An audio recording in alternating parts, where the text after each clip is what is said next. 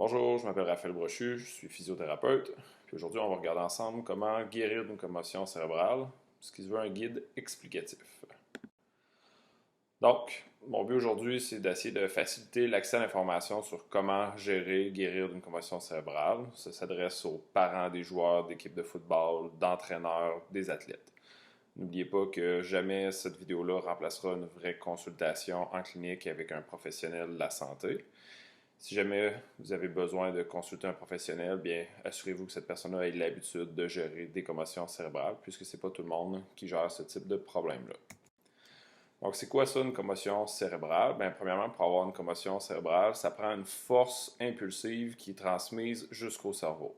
Ça veut dire qu'on peut s'être fait frapper la tête, mais aussi on peut avoir eu un coup assez violent, le coup du lapin, le whiplash, par exemple, comme un accident de voiture, ou être tombé sur les fesses, qui transmet la force au cerveau. Donc, qu'est-ce qui va se passer? C'est qu'il y a une espèce de tempête électrique et chimique qui va se faire au niveau du cerveau, qui va venir altérer temporairement l'état de fonction neurologique supérieure, c'est-à-dire votre cerveau. Donc, le cerveau s'occupe d'un paquet d'affaires, comme vous pouvez vous en douter. Puis, ces changements-là peuvent être très temporaires, mais ils peuvent aussi apparaître plus tard, jusqu'à 72 heures suite à l'impact. Donc, qu'est-ce qu'on peut observer au niveau immédiat? Ça peut être un déséquilibre, une perte de vision, se dire sonner. Puis, ça peut être latent, donc jusqu'à 3 jours plus tard. Fait qu'il faut être à l'écoute puis alerte aux signes qui pourraient se développer dans les journées suivant un impact à la tête. Donc, qu'est-ce qu'il faut faire si on suspecte que quelqu'un ou si on a eu une commotion cérébrale? Première chose, bien, c'est de se retirer de l'activité qu'on est en train de faire, soit une activité sportive ou une autre activité qui aurait un risque qu'on reçoive un deuxième impact au niveau de la tête.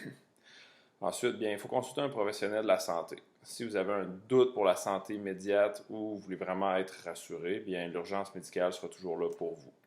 Ensuite, bien, vous pouvez consulter un physiothérapeute qui est formé pour gérer les commotions cérébrales et bien entendu un médecin. Il faut savoir que si vous vous présentez à l'urgence, bien, il y a des fortes chances que vous ne passiez pas de radiographie, d'IRM ou de TACO au niveau du cerveau, à moins que l'urgentologue, le médecin que vous rencontrez, doute d'une autre problématique.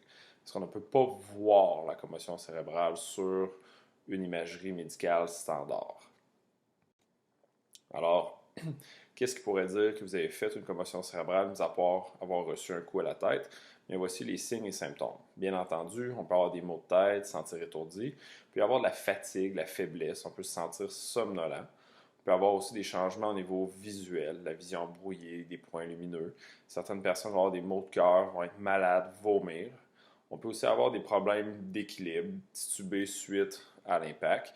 Puis la perte de conscience va faire aussi partie des symptômes de la commotion cérébrale. Mais ce n'est pas absolument nécessaire de perdre conscience pour faire une commotion cérébrale. Seulement environ 10% des gens, suite à une commotion cérébrale, vont avoir eu une perte de conscience. Dans les autres signes et symptômes qu'on peut observer, la sensibilité à la lumière, au bruit, on peut avoir des troubles de mémoire, à se concentrer. Il ne faut pas oublier aussi que le cerveau gère les émotions. Donc, ça se peut que les personnes soient plus stressées, anxieuses, dépressives facilement suite à une commotion cérébrale. C'est pas mal intentionné de leur part, mais il faut considérer ça comme un symptôme, comme les maux de tête. Puis, une des raisons pourquoi bien, il faut retirer les athlètes du jeu lorsqu'ils se cognent la tête, bien, on a une diminution du jugement puis de la vitesse de réaction. C'est qu'imaginez être sur une ligne au football, puis vous n'êtes pas bien synchronisé avec les autres, donc les risques de vous faire frapper, de vous blesser sont encore plus grands. Dernièrement, on peut avoir aussi une sensation d'état d'ébriété, aussi avoir de l'insomnie ou de la difficulté à s'endormir. Dans les signaux d'alerte, si jamais ces signaux-là se présentent, bien c'est d'aller à l'urgence ou même d'appeler l'ambulance, de se présenter le plus rapidement possible, puisqu'il pourrait y avoir autre chose qu'une commotion cérébrale. Donc, si vous avez des maux de tête là, qui sont très intenses, qui sont soudains, on appelle ça des maux de tête carabinés, ça c'est un signe comme quoi il pourrait y avoir quelque chose de plus grave derrière. Fait qu'allez consulter un médecin.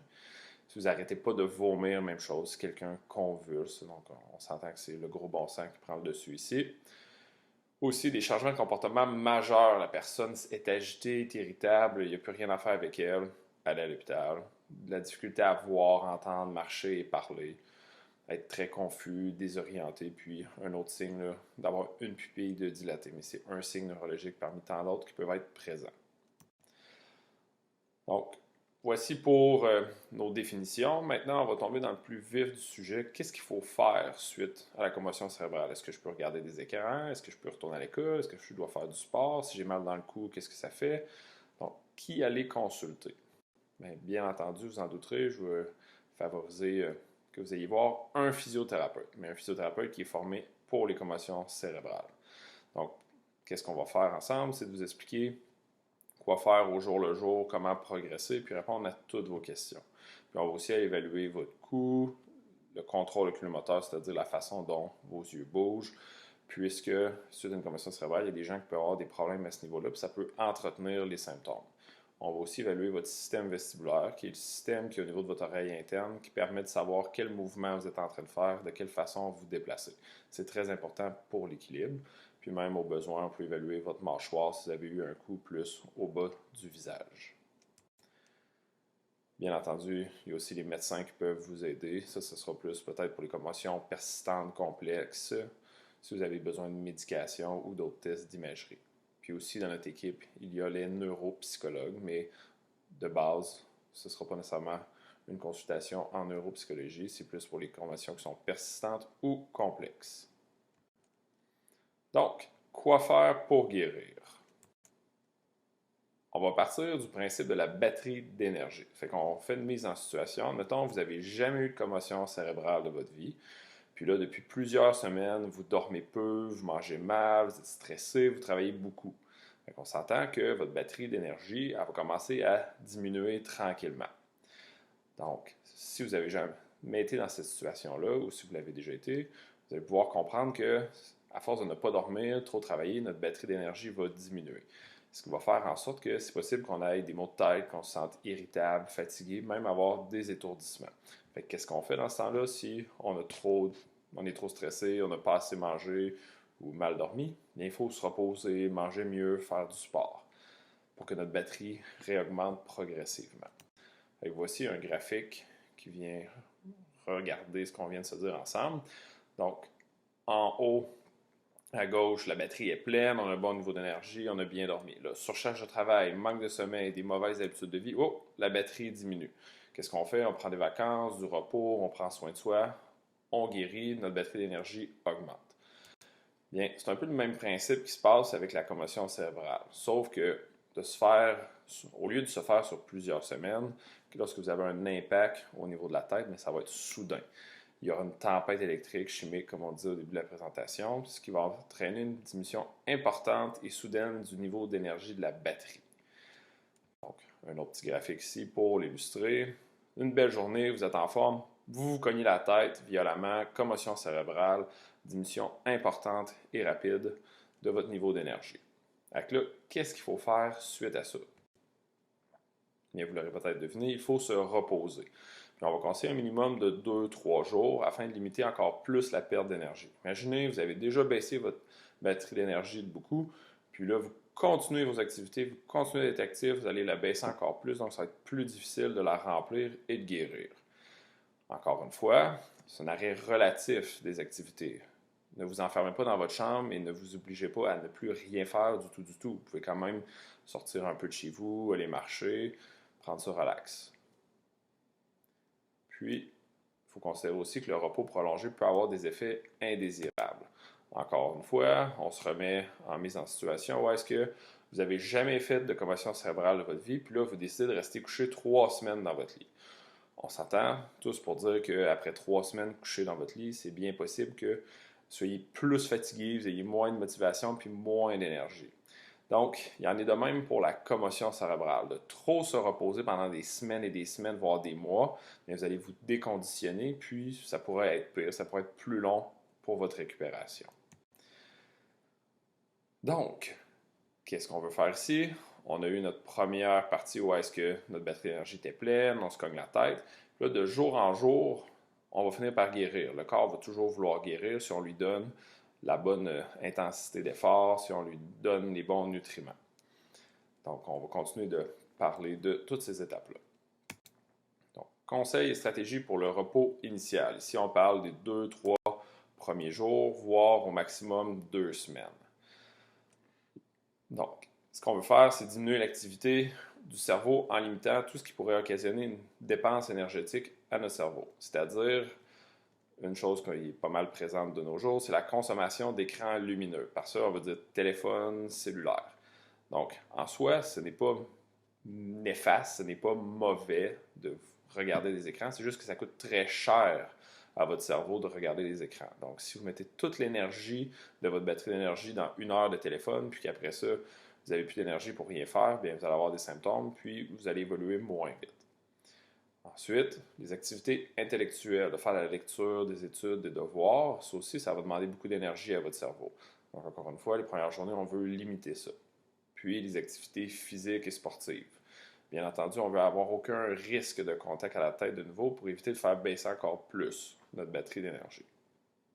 Quelques exemples d'activités qui pourraient vous aider en augmentant pas trop vos symptômes, écouter de la musique douce, des courtes périodes de télévision, de lecture, aller marcher un petit peu dehors, 5-10 minutes.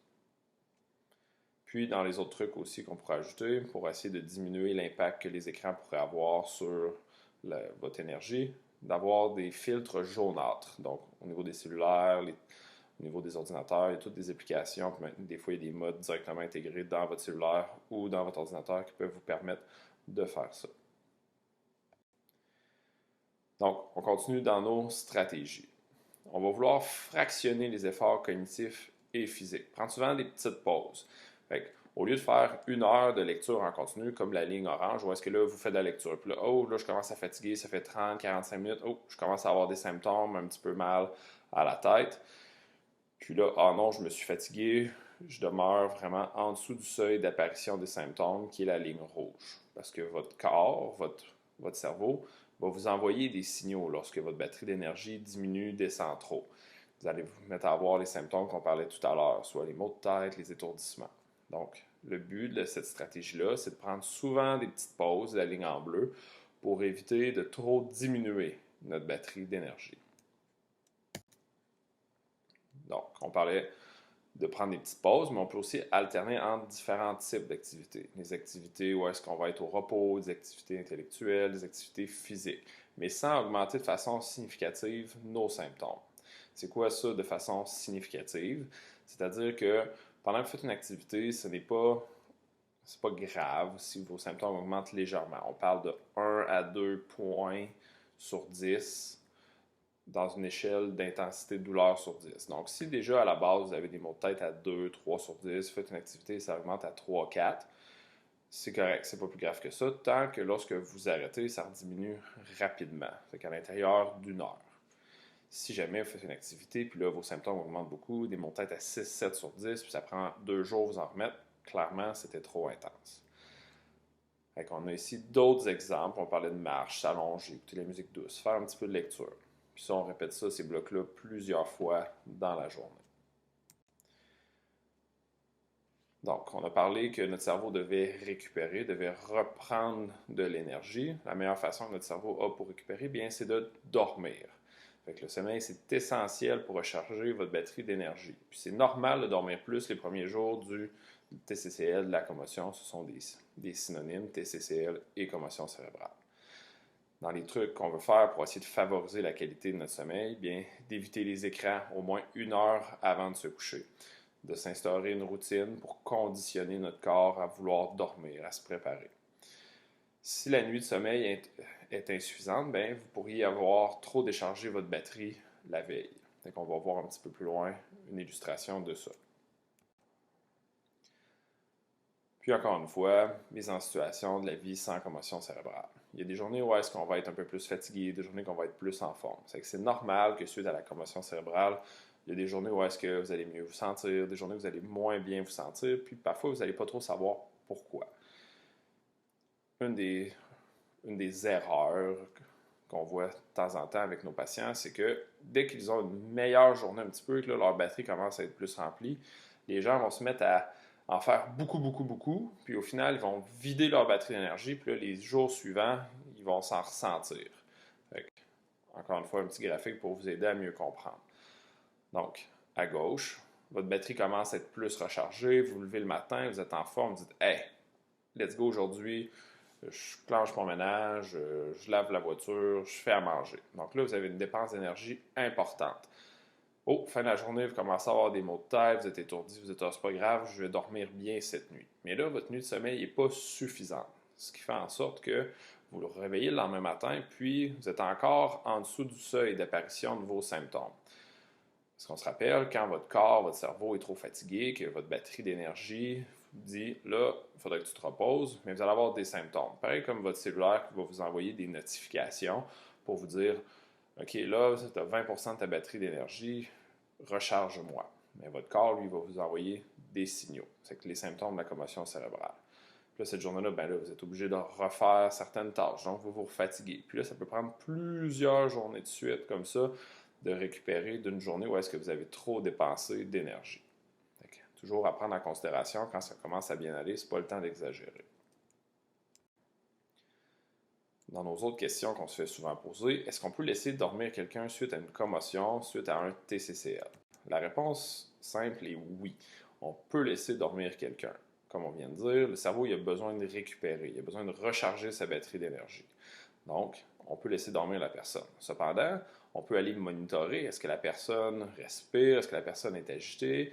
Est-ce qu'elle a l'air calme? Est-ce qu'elle dort bien? C'est sûr que si la personne, avant qu'elle se couche, était très, très désorientée, gros mal de tête, vous n'étiez pas trop sûr si vous l'envoyez à l'hôpital, puis elle décide de dormir pendant 2 heures, puis la laissez là, puis vous ne la monitorez pas, mais c'est un peu plus dangereux. C'est qu'à ce moment-là, allez la voir, puis assurez-vous qu'elle respire, qu'elle dort. On veut éviter de réveiller la personne pour rien, puisqu'elle a besoin de récupérer à ce moment-là. Si jamais vous n'êtes pas sûr, allez consulter quelqu'un, il va l'évaluer, puis ensuite, vous allez être certain de ce qui se passe. On continue de parler de sommeil. Les siestes. Les siestes sont autorisées à condition qu'elles ne nuisent pas à l'endormissement et à l'horaire de sommeil. Ce que ça veut dire, c'est que si vous dormez trop pendant le jour, c'est possible que là, vous n'ayez plus envie de vous coucher le soir. Puis là, ça va défaire votre horaire de sommeil et ça va nuire à votre récupération au final. Dans nos conseils, on parle de limiter de 20 à 25 minutes les siestes. Ça permet d'éviter le sommeil profond, puis de ne pas enlever des cycles de sommeil profond pendant la nuit. Si vous faites une sieste de 20 à 25 minutes, puis vous réveillez, puis là, hey, vous dormirez donc encore, allez-y, faites-en un autre 20 à 25 minutes, mettez-vous un cadran. Juste le fait de vous être réveillé va aider à éviter de vous rendre trop dans le sommeil profond. Puis aussi, on peut essayer d'éviter de faire des siestes en fin d'après-midi après 15 heures pour donner une heure, pour éviter que ce soit trop près de l'heure du sommeil et ainsi nuire à votre sommeil. En ce qui a trait à la médication, premièrement, petit bémol ici, la médication, c'est vraiment les pharmaciens et les médecins qui ont le droit de vous conseiller puis de vous prescrire par rapport à ça. On va tout de même se mouiller un petit peu en disant qu'on veut éviter de prendre des médicaments pour les maux de tête, pour les symptômes de la commotion, pour éviter de cacher les symptômes qu'il pourrait y avoir de la commotion. Parce que si vous prenez des Tylenol toute la journée, puis vous cachez vos symptômes, vous dites hey, ça va bien, j'ai pas mal à la tête, puis là le soir, vous ne prenez pas de Tylenol, les symptômes pourraient vraiment réapparaître de façon plus forte puisque votre batterie d'énergie là, a enfin l'occasion de s'exprimer puis de vous dire non, qu'est-ce que tu fais là, c'est pas correct, je suis beaucoup trop fatigué. Cependant, on va toujours vouloir prioriser la qualité de sommeil. Admettons, vous avez tellement mal à la tête, vous n'êtes pas capable de dormir. Puisque vous n'êtes pas capable de dormir, vous êtes fatigué. Puis puisque vous êtes fatigué, vous avez des maux de tête. Puis, comme ça peut faire une roue qui n'arrête pas de tourner. Donc, d'aller prendre la médication, ça peut vous aider à casser cette roue-là, puis pouvoir finalement récupérer. Donc, je le redis, consultez un médecin ou un pharmacien pour plus de conseils sur la médication.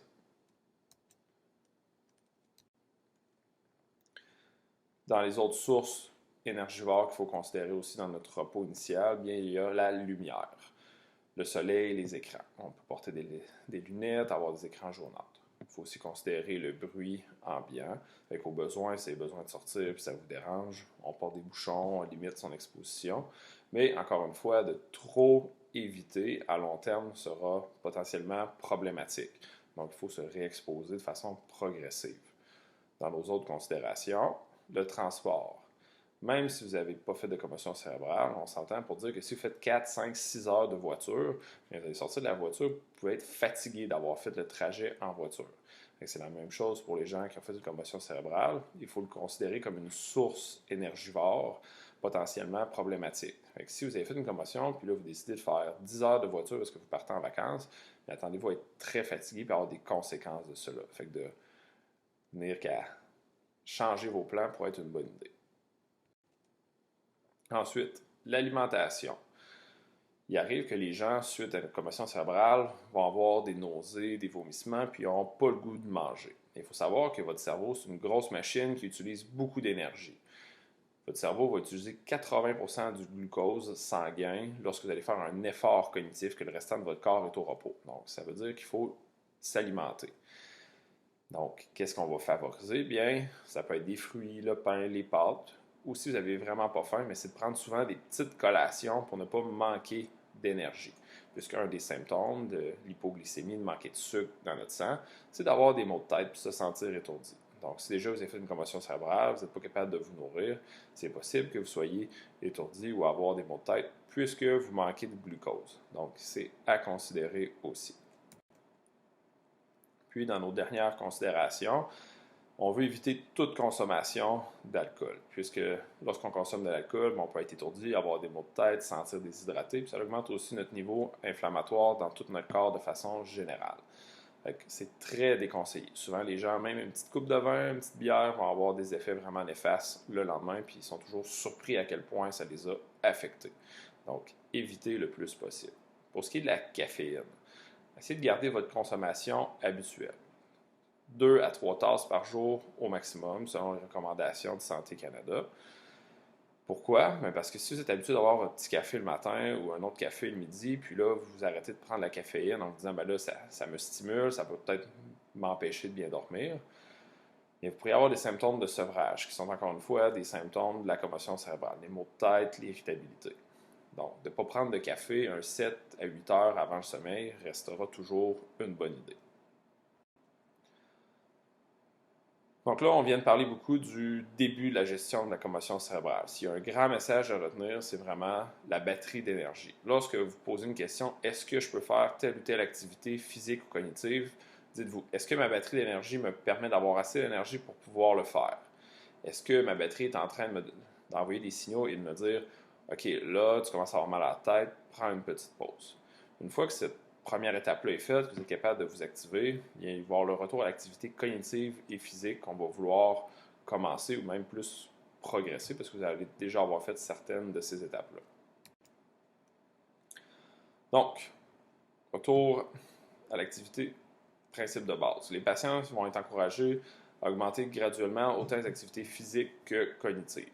Puis comme on avait déjà discuté tout à l'heure, augmentation maximale de 2 points sur une échelle d'intensité de symptômes de 0 à 10, puis que les symptômes doivent revenir au niveau préactivité en moins d'1 heure. Il ne faut pas attendre la disparition totale des symptômes avant de retourner à l'activité, puisque ça pourrait prendre des semaines, puis même voire des mois avant de disparaître, puis vous allez vous déconditionner. Ce que ça peut permettre de faire, de retourner à l'activité, même si on a des symptômes, c'est de prévenir les complications, ça maintient les liens sociaux, par exemple. Si votre adolescent est habitué d'aller à l'école, voir ses amis, puis il ne peut pas aller à l'école pendant des semaines, mais ça peut avoir d'autres conséquences que seulement au niveau de la commotion. Puis, on sait maintenant que de se réactiver, de recommencer à bouger, ça va augmenter, bien, ça n'augmentera pas le temps de guérison, mais plutôt ça va l'optimiser. Donc, ça va vous aider à guérir plus vite.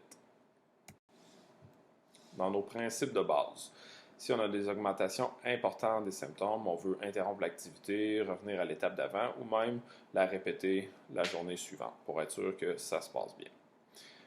Puis, autant le retour à l'activité physique que cognitive, sportive et intellectuelle peut se faire en même temps. Alors, on débute avec des activités intellectuelles. Première étape est de commencer par des petites activités de 5 à 15 minutes. Par exemple, faire de la lecture, des balados, des podcasts, des tâches ménagères. Puis, si ça se passe bien, puis qu'on peut tolérer 20 minutes d'activité cognitive sans augmentation importante des symptômes, puis que rapidement, ces symptômes-là reviennent au niveau de base s'ils augmentent légèrement, et on va pouvoir passer à l'étape suivante. Si ça fait déjà 2 semaines, 3 semaines que vous êtes au repos, vous ne faites pas grand-chose, bien, activez-vous. Donc, vous êtes capable de tolérer 5 à 15 minutes, parfait. On se met à faire des devoirs, la lecture, on peut augmenter notre temps de télévision, d'écran. Si à cette étape-là, ça va toujours pas mieux, puis ça fait 2 à 4 semaines que là, vous virez en rond, puis que bref, la commotion ne évolue pas bien, allez absolument voir quelqu'un pour vous aider à gérer ça. Pour nos jeunes à l'école, avant de retourner en classe, ce qui est suggéré, c'est qu'il faut que votre enfant soit capable de tolérer 30 à 45 minutes d'effort cognitif ou de devoir sans augmentation des symptômes. Parce que si chez vous, avec pas de distraction, pas 25 élèves, pas de tableau interactif ou de cellulaire, votre enfant n'est pas capable de tolérer ça, je verrais difficilement comment il pourrait aller tolérer ce 30 à 45 minutes-là en classe. On se rappelle qu'on veut fractionner les efforts. Donc, au lieu d'essayer de faire 2 heures de devoir, 2 heures de ménage, faites des blocs. Alternez souvent entre du repos et l'activité. Ça va vous permettre de plus en faire et de moins vous fatiguer. Donc, comme on vient de dire, on alterne souvent entre le repos et l'activité. Puis, au niveau de notre étape 3, bien, c'est de reprendre l'école à temps partiel, faire des plus petites journées. Donc, ça peut s'échelonner sur plusieurs semaines. Il y en a certaines personnes, ça va être 1-2 semaines. Il y en a que ça peut aller jusqu'à des mois. Dans nos autres trucs, toujours de prendre des petites pauses au besoin pendant les cours. Si les symptômes augmentent pendant qu'on est dans la classe, il ne faut pas rester là, il faut sortir, puisque, encore une fois, notre batterie d'énergie pourrait continuer de descendre. À ce stade-là, on demande de ne pas faire d'examen ou d'évaluation, puisque la personne n'est pas à sa pleine capacité cognitive et ne devrait pas être pénalisée pour ça. Puis dans nos autres trucs, bien, on facilite les cours qui sont faciles ou est-ce qu'on réussit. Si déjà on va faire les matières les plus difficiles, puis notre cerveau n'est pas à son meilleur, bien, c'est possible que ça nous fatigue encore plus. Puis dans nos autres stratégies pour reprendre l'école progressivement, c'est de favoriser la présence à l'école, même si l'élève ne va pas à tous les cours. Ça permet de garder une routine, diminuer le stress de retour à l'école. Ça permet de s'exposer aussi à l'environnement scolaire, le bruit, la lumière, les corridors. Puis, on se base toujours sur notre principe de notre batterie d'énergie pour prendre des décisions. Bien entendu, à cette étape-là, s'il y a des difficultés, je vous conseille encore une fois très fortement de consulter quelqu'un qui va vous aider à gérer ça. Ça ici, c'est un exemple de journée adaptée pour un étudiant. Par exemple, la première période, cet étudiant-là a besoin de sommeil, donc ne se présente pas. Il va à la deuxième période, il prend une petite pause. Sur l'heure du midi à la cafétéria, pour éviter le bruit, bien, il va aller manger peut-être à la bibliothèque. La troisième période, il va la refaire, prendre une petite pause. Puis à la fin de la journée, bien là, il était trop fatigué. Il ne va pas à sa quatrième période. Donc, c'est un exemple parmi tant d'autres, mais déjà, ça peut vous donner des idées sur comment gérer la commotion de votre enfant. Une autre considération, bien, c'est le mode de transport. Si vous avez à faire 1 heure d'autobus, puis l'autobus, ça brasse, il y a du monde qui crie partout, puis déjà, votre enfant ou vous arrivez à l'école, puis vous avez mal à la tête, vous êtes fatigué que ça, mais il va falloir peut-être considérer un autre mode de transport pour éviter de trop vous brûler. Donc, encore une fois, un petit graphique pour s'aider à comprendre comment ça fonctionne, quoi faire. Là-dedans, ici, on a 2 mises en situation. Et le duo, où est-ce que l'enfant s'est réveillé à 9 heures, a eu 3 heures de sommeil de plus, sa batterie est plus remplie. OK, transport, déjà, ça le fatigue un petit peu. Il fait la deuxième période. Oh, là, il commence à être fatigué, prend une petite pause, un peu plus d'énergie. La pause du midi. Fait une deuxième période, là, plus fatigué, une autre petite pause pendant le cours, puis au final, à la fin de la journée, bien là, il doit aller à la bibliothèque, sinon il aurait continué de descendre en bas du seuil d'apparition des symptômes. Fait qu'il finit sa journée, puis il n'est pas trop hypothéqué, sa batterie d'énergie n'est pas à plat. Tandis que quelqu'un qui se réveille à 6 heures, qui n'a pas eu le temps d'aussi bien dormir, prend l'autobus, fait son premier cours, puis là, déjà, là, ça va vraiment pas. La batterie est complètement à plat, donc la personne doit quitter pour se reposer. Puis c'est possible même que ça soit tellement fatigant ça que le lendemain, la personne ne puisse pas aller à l'école puisqu'elle a trop fatigué sa batterie d'énergie. Donc, on voit qu'on favorise le sommeil, puis il y a plein de stratégies à mettre en place pour aider à éviter de trop se fatiguer pendant nos journées d'école. Quatrième étape, on a été capable de retourner faire 2-3 périodes à l'école, puis par la suite 4 périodes, on tolère très bien, on n'a plus de symptômes. Bien là, c'est le temps de reprendre les examens, les tests, puis de retourner à l'école à temps plein. Fait que rendu là, on est content. Fait qu'on passe à notre deuxième partie du retour à l'activité, celle du retour à l'activité physique et sportive. Donc, comme au niveau de l'activité intellectuelle, on peut avoir un écart d'au moins 24 heures entre chacune des étapes. Si les symptômes augmentent de façon trop importante, on arrête l'activité, on y revient, on peut revenir en arrière, faire des étapes plus faciles. Puis à ce niveau-là, avant de retourner au sport avec impact, on vous conseille toujours d'avoir l'autorisation d'un professionnel de la santé. Fait que notre étape numéro 1, c'est une activité légère du système cardiovasculaire. Fait que bien entendu, à ce stade-ci, aucune activité avec risque de contact à la tête. C'est pas le temps de faire une pratique de football ou de soccer. On va vouloir faire ça d'une durée de 10 à 15 minutes. Puis on peut le faire de une à plusieurs fois par jour. Encore une fois, de fractionner, faire plein de petits 10-15 minutes au lieu de faire une grosse période d'une heure, risque moins de fatiguer puis d'être plus bénéfique. En termes d'intensité, on parle de 50 à 70 de notre fréquence cardiaque maximale ou le test de la parole. C'est-à-dire que lorsque vous allez faire l'effort physique, vous êtes capable de maintenir une conversation. Donc, si je suis trop essoufflé, j'ai de la difficulté à parler, ce qui veut dire que là, je suis au-delà de ça. Au début, c'est juste de voir, est-ce que je suis capable de m'activer légèrement?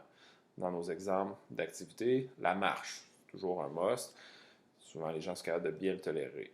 La natation peut aussi être faite, mais à la natation, souvent, on fait beaucoup de mouvements de la tête, donc ça pourrait vous étourdir puis créer des problèmes. Vélo stationnaire, c'est aussi toujours très bien toléré. Puis à ce stade-là, on ne fait pas d'entraînement en salle de type là, aller au gym, faire des poids, pousser sur des machines. C'est pas le temps. Donc, vous avez été capable de faire 10-15 minutes de marche, c'est bien toléré. Super. Donc là, on va vouloir augmenter la durée et l'intensité. Fait qu'on parle plus d'un 15 à 30 minutes. Encore une fois, on peut le faire une fois dans la journée jusqu'à plusieurs, 2-3 fois par jour. Là, notre but, c'est de voir est-ce que votre corps est capable de bien répondre à un effort physique plus intense. Donc là, on parlait du test de la parole tout à l'heure. Maintenant, le test de la parole, on va vouloir que ce soit difficile d'entretenir une conversation, à être essoufflé, avoir chaud, faire du cardio. À ce moment-là, c'est de faire de la marche rapide ou de monter des escaliers, faire des pentes, aller courir, faire du jogging, de la natation, du vélo stationnaire, mais tout plus intense et plus longtemps. On revient en arrière, désolé. Si jamais à cette étape-là, pendant que vous êtes en train de courir, ça fait 2-3 fois, vous faites le 5 minutes, puis là, ouf, mot de tête, étourdissement, ça va pas. Arrêtez, calmez-vous, puis recommencez le lendemain jusqu'à temps de réussir. Vous avez été capable de faire du cardio, votre rythme cardiaque a augmenté, vous étiez essoufflé, c'est bien passé, vous avez toléré 30 minutes, super. Mais là, c'est d'augmenter la complexité reliée au sport. Fait que là, c'est de recommencer à se mettre plus dans un contexte sportif, mais encore une fois, sans aucun risque de contact à la tête. Fait que ça va être d'une durée de 30 à 60 minutes, plus un peu plus proche de la durée d'une pratique de soccer ou de football. On va vouloir avoir encore une bonne intensité. Donc, dans nos exemples, par exemple, au soccer, ça peut être des exercices de passe, des comptes, des tirs au but, on s'entraîne à faire des accélérations, on fait de la natation. Puis à ce stade-là, ça va être correct de retourner faire de l'entraînement en salle. Donc, d'aller soulever, pousser des charges.